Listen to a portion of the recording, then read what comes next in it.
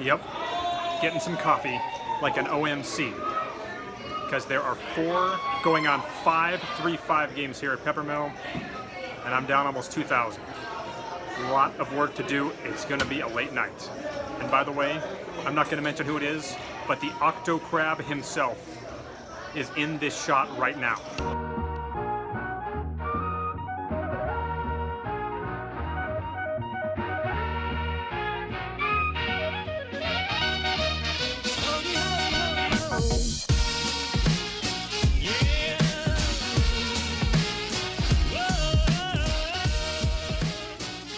This I got one before, right? So what is this masterpiece right here? Granola, yogurt, parfait, get it. Come to the Peppermill, get it. How's my boy? Hey, how's my boy doing? Leo, say hi to people in vlog world. Say hi to the vlog watchers, Leo. Oh, come on, boy. He gets scared. And oh, now the cat is getting jealous of this. Oliver, what are you doing? Don't knock over the camera. So, it is the Saturday after the longest poker cash game session that I think I've ever played. Not 100% sure of some of those days back in like 2011, 2010, but looking at the results from yesterday, I played a 15-hour session of 3-5 no limit hold'em cash at the Peppermill with Up Reno in town. Now, kind of worked out the way I don't like to do it. Generally speaking, when I'm winning and I have a winning image, those are the days where I want to play longer. That's the mistake that so many poker players make, that I actually titled a recent vlog about, and something I don't want to do myself. But in this case, I kind of ended up doing it. So in terms of how things went for me the last couple of days at Up Reno, let's get into that. First of all, yes, it continues to just amaze me what a phenomenon Up Reno has become. I've been to all of them, obviously, though I've never played in any of the tournaments. I've been there for all of them, and it just gets bigger and bigger every single time. This was the 8th one, and it just seems like all the big names in the poker world, outside of, you know, the massive names from the glory days of poker, they don't show up. The Phil Hellmuths and the Phil Ivies obviously don't show up. But all the big names now, they show up, it seems like. You know, anyone that does any kind of content creating really makes a point to show up to this thing. And it's just phenomenal. I love it. The most action I've ever seen. The Peppermill Poker staff has been great. I think they were a little bit overwhelmed by the amount of games last night. But it's something they're going to have to get used to twice a year when they do run Up Reno. So Thursday. Thursday was the day where I absolutely ran like God. I just could not miss. It was absolutely fantastic.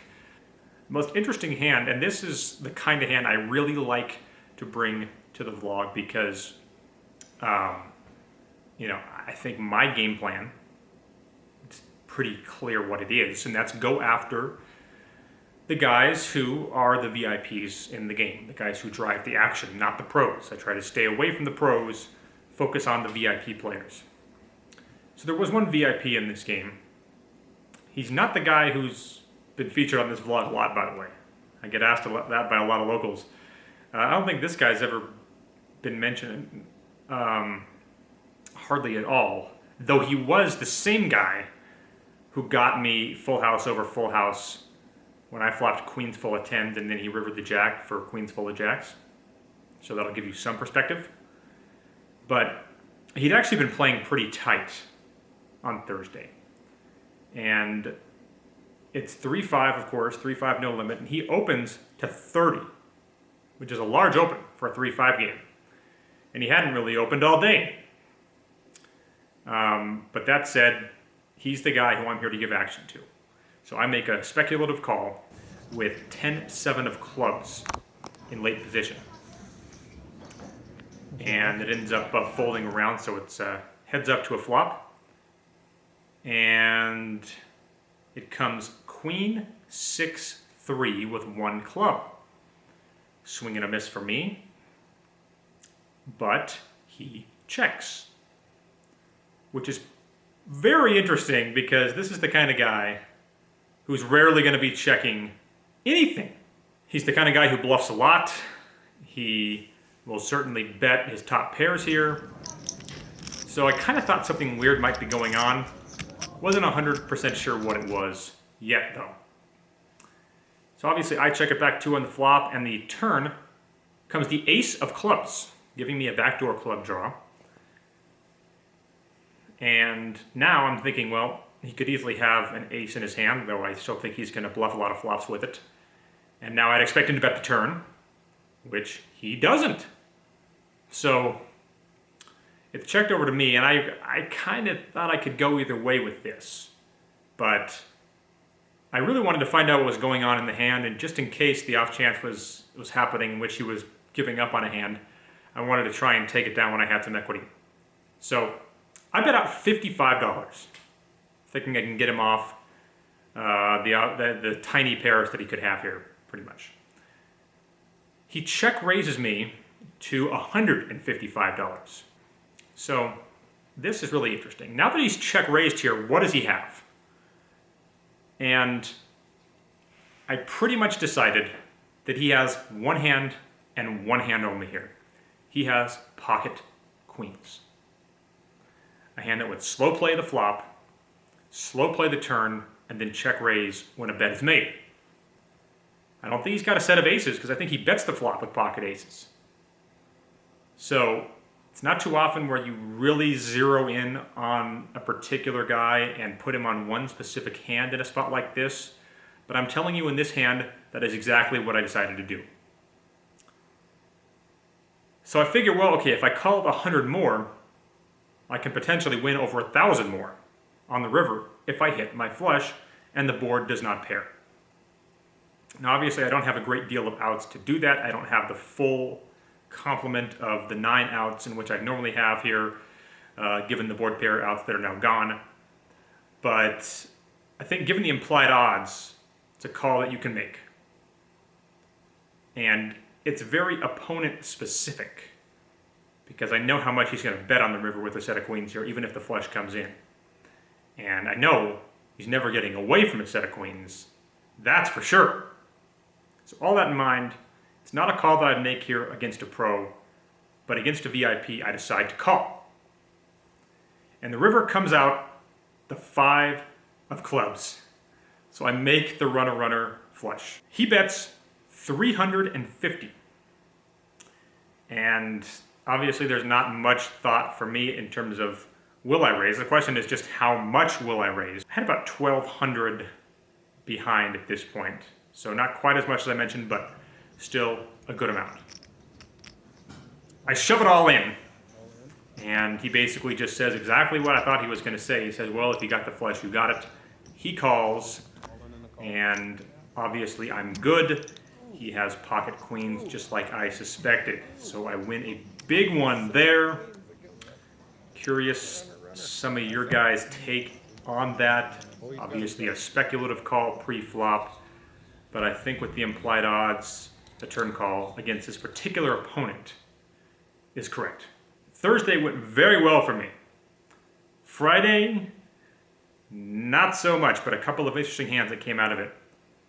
First of all, I ended up losing with ace-king. I raised pre-flop and got an ace-6-5 board. I was up against pocket fives. So I doubled a guy up there. He wasn't all that deep, so it didn't really hurt all that much. Then there was a hand where I raised ace-king of clubs. And I get a call in late position. And I get an ace-8-3 2 club flop. Ended up being up against pocket eights. No club got there this time. So I lost, I think, about a $1,000 pot there. So I'm stuck big early. Later on in the night, the legend Chris Moneymaker himself sat in my game. And say what you will about his poker playing ability now, he is still a legend in my mind. Without him,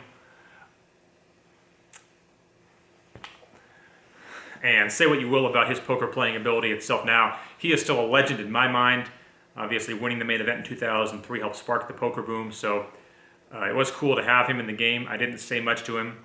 I didn't want to bother him because so many other people were, but it was cool to have him. There was a hand that I got into it with against him, and it was when I opened a 20 under the gun +1 with pocket nines, under the gun +2 calls, and Moneymaker in the low jack, 3 bets to 100. He's pretty deep. I have about a little under 2,000 in front of me, probably about 1,500, 1,600 in front of me. I make the call, and +2 calls as well. +2 is a streamer who I couldn't quite get a read on, but a decent player. Pot's about 300, and the flop comes 10-6-4 rainbow. So I could still have the best hand here a lot of the time, but I decided to check. It ends up getting checked through on the flop. The turn pairs the 4, so pretty good card for me again. Once more I check. +1 bets 100. He could have a decent amount of 10s here, but I also think I'm going to be good most of the time. Moneymaker checked the flop. I'm pretty sure he has ace king, ace queen. He ends up folding, and I end up making the call. So the pot's about 500, and the river comes the ace of clubs. I check, and I'm actually planning to call a decent amount of bets here from +1. He checks it back, so that's obviously good news for me. I end up winning, and he doesn't show. So I take that one down. It wasn't exactly just me and Chris Moneymaker heads up, but it was one of the first hands I played against Chris Moneymaker, and it ended up working out there for me. Late in the night, we get a dude that raises to 30 blind. Clearly blind, he was drinking a ton, and he was having some fun. I raise him to 125 with pocket jacks. And another guy who don't know anything about ends up shipping all in for 250. Drunk guy gets out of the way and I call. This guy ends up having ace queen. So we get into a race situation and he ends up getting there. So I end up losing it with pocket jacks. And the pot ended up being about 500. So it turned out that I lost a flip for 5 stacks. I'm a couple bands down and I'm trying to get back. I gave Doug a grip, I lost a flip for 5 stacks. So I would have liked to have had that one, but didn't end up getting it. But then we got to the hand that I will remember maybe the most out of this day. And that involves this same guy who was on my right and was getting really drunk. We get a $15 raise from the low jack, who's clearly a solid player here for running Up Reno.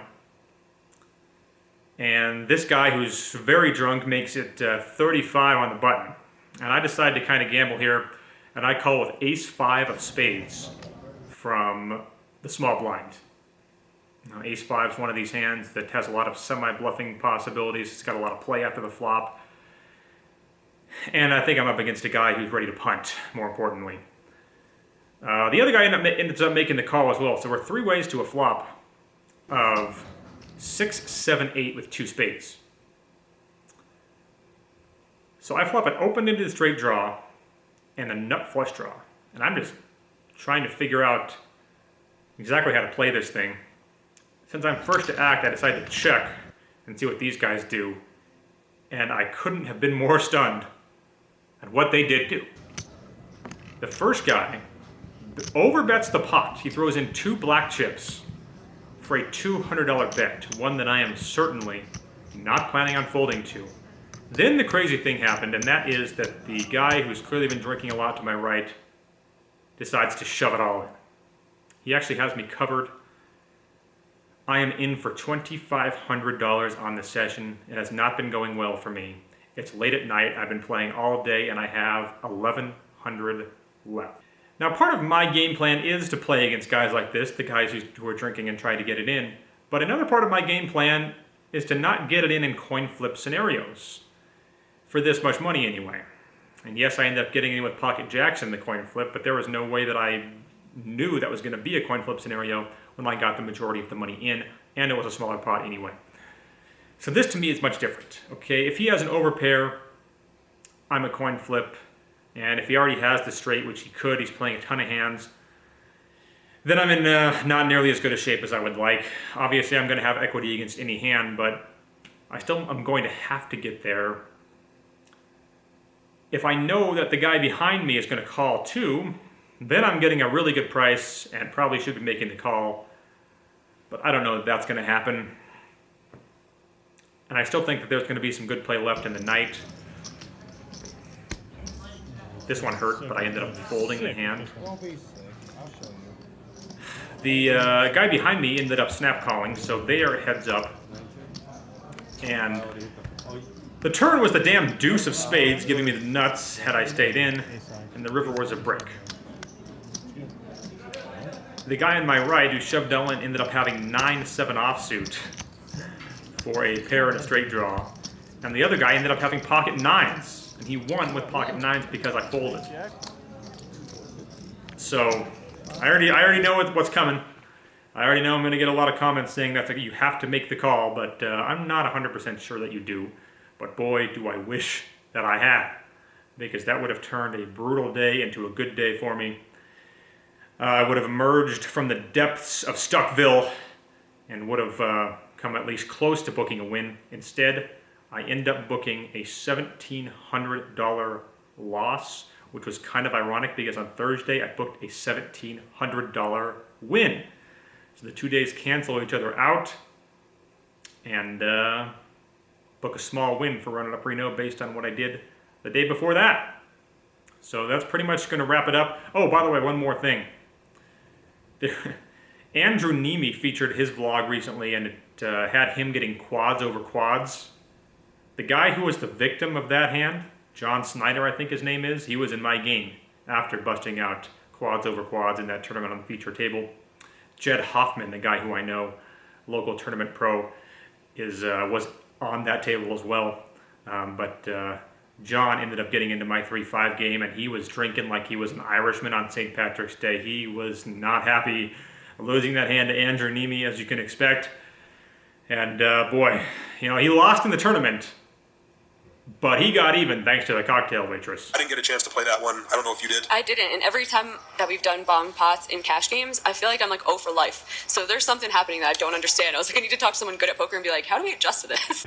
All right, so we are here at Run It Up Reno, and it's the 8th installment of Run It Up Reno, and it's the first time that the LFG podcast, one of my favorite podcasts, has been recorded with both hosts here at Run It Up Reno, Chad Holloway and Jamie Kerstetter, joining me on the vlog, which is good to see. So, first of all, Chad, you've been a supporter of this vlog, and I truly have appreciated that. You've always shouted me out on Twitter and a number of other ways. So I continue to appreciate that. What has been your favorite moment of this vlog up until this point? Oh, I mean, that's a good question. There's so many memories from the vlog that I like. We talked a little bit on the podcast about the fight that you recorded at Venetian, which I think was just a great moment to catch. But honestly, I think one of my favorites was just in the latest vlog when you played a huge hand with pocket kings. Yes. And I think the reason why is because I was so used to all these hands you lose. And I was waiting, when is this bad beat coming? And it didn't. You won a monster pot, and I was just like, wow, he really threw me off, and I'm very happy that you won that monster. Well, that's the thing, is people haven't always said, Ben, your vlog is the best ever. But they have said, your vlog is the most real. And you don't just make it look like you're crushing every time. You just show it how it really is. So that's definitely the deal. So let me ask you guys about your show, Jamie. It's been more successful. You guys were GPI award nominated this year, I think, rightfully so. We prefer GPI losing. Yeah, we are a losing podcast. Yes. Well, it's got to be good just to get in there. So how has the show gone? And tell me about the evolution of it throughout the last year or so. It's going a lot better than I expected. I thought we were just going to be small and not get many views because we're catering just to mid-stakes players, and we're not getting those huge names for it's clickbait. You put Negreanu in the title and everyone's like, oh, what's he doing? Is he eating a sandwich? They all want to know. We're getting people that nobody's heard of a lot of the time, but they're people who've had their best score of their life-changing money. Their families are proud of them, and we get to talk to them. And their stories are very real and very candid, and we've had some really crazy interviews. So yeah, it's going better than I hoped. Has there been a guest that really stands out as one of the most memorable that people can go check out if they want to scroll back through the archives of the LFG podcast? I think my favorite one that we recorded was Craig Barnell. We were actually together for that one too at WSOP. He had just won a bracelet. He cried multiple times during the interview because we were just asking him about his family and about like what this means to him, and it was just cool to like see someone whose life like is actually changing with their success rather than people who are like at the top and they're like, well, I just added this additional billion to my pile, like I guess I'll buy a Lambo. So yeah, I think Craig's was the best one. All right, Chad, last time you were on this vlog, we talked about Potawatomi Casino. That's right. In Milwaukee. Have you played any of that 2-5 at Potawatomi? Because I did, and that game was insane. Have you been up there at all? I was there recently, the World Series of Poker circuit and the Mid-States Poker Tour both have stops there. So I usually travel over. I'm a PLO cash game player though when I play. I like to play no limit tournaments and then PLO when I play cash games. And I did play it there. It was a 2-5. It was a big one. I may have had a few too many drinks, but fortunately it worked out. That doesn't sound like you. Yeah. Fortunately it worked out because I think I sat down with a $1,000 buy-in and I cashed out maybe 45 minutes later with like 2,300. So I more than doubled. A couple big high variance spots that went in my favor. So. Have you gotten to a decent amount of rooms along that Midwest area of the United States lately? Because when I've been there, the games have been amazing, and it's really the place I'd recommend to go for a lot of people if they want some good action. Yeah, I mean, honestly, if there are some cash game players out there who are tired of dealing with pros, all the time in the bigger cities, in the hot spots, South Florida or California, here in Nevada, traveling the circuit in the Midwest and just playing the cash games that come when these big circuits are in town, it's got to be very lucrative. Because there's a casino in the middle of nowhere, Iowa, called Meskwaki that has 3 tournaments a year, big ones, MSPTs, and when they come to town, all these rich farmers from around the Midwest bring their crop money or whatever it is, and the games are just insane. And it's only during those tournaments. And I know the same is true of other circuits and stuff throughout the Midwest. So yeah, definitely lucrative. Jamie, tell me about Running Up Reno coming out here. Have there been any shenanigans? I know there were some parties and stuff going on. What's been the scene here at the Peppermill the last week? Yeah, I think this is my second day of being hungover from one night. It's not a joke. This is what being 36 means. Is like you drink a little bit and then you're dead for like multiple days. It has been so much fun. The highlight for me was that I finally got the guts to do stand-up comedy for the first time. Really? My palms are sweating, and I'm just like proud to have done it because it was like kind of humiliating, but also like exhilarating to do something you're scared of. And then karaoke night was like ridiculous. I saw some pictures. I don't think there was like a sober person in that whole place. And it was great, and it's just nice to be somewhere where like during the day you're focusing on poker. I'm like, yeah, I want to win money on this trip. I want to like try to win a trophy. I want to play cash.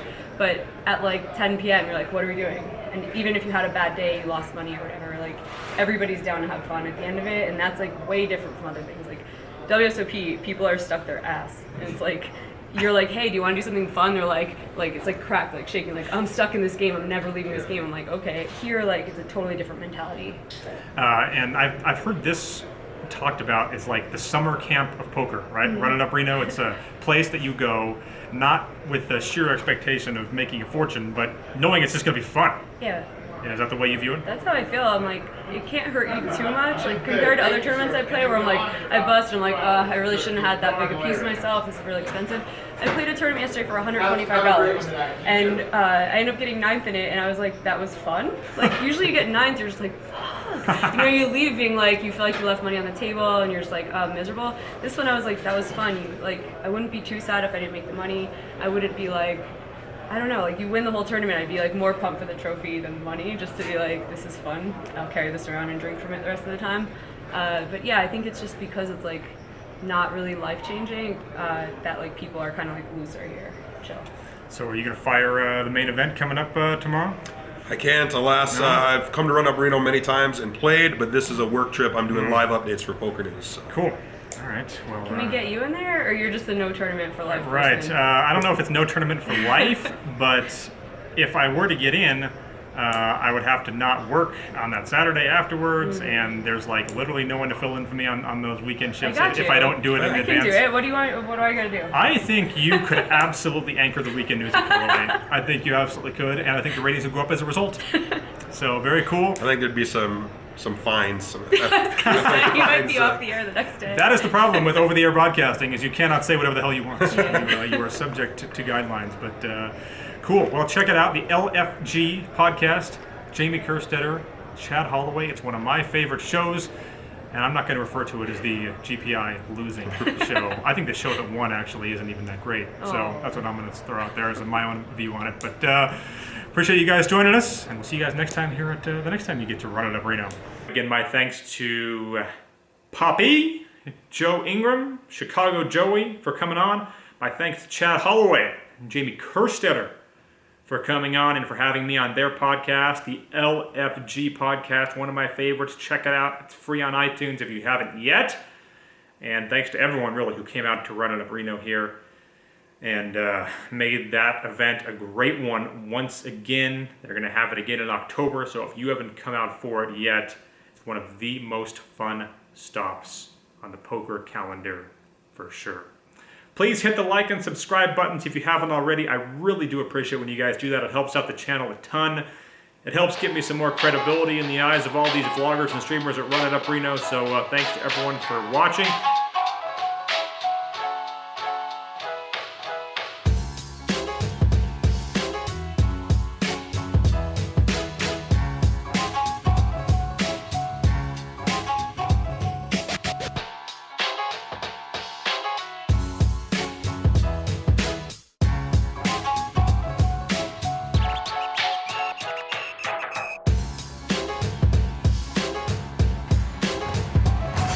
Wrapping up this vlog from South Reno Athletic Club, playing some basketball this morning, and doing so on tilt.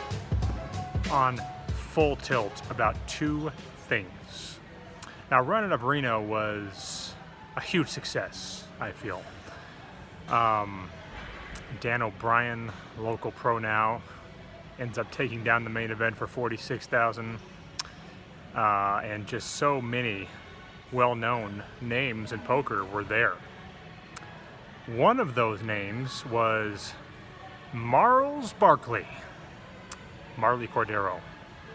And she did sit down with me for, about 7-8 minutes probably, like a lot of the big-time vloggers have done for this channel. And the video just disappeared on me. It absolutely recorded. I'm sure that Marley can attest to that. The record light was on.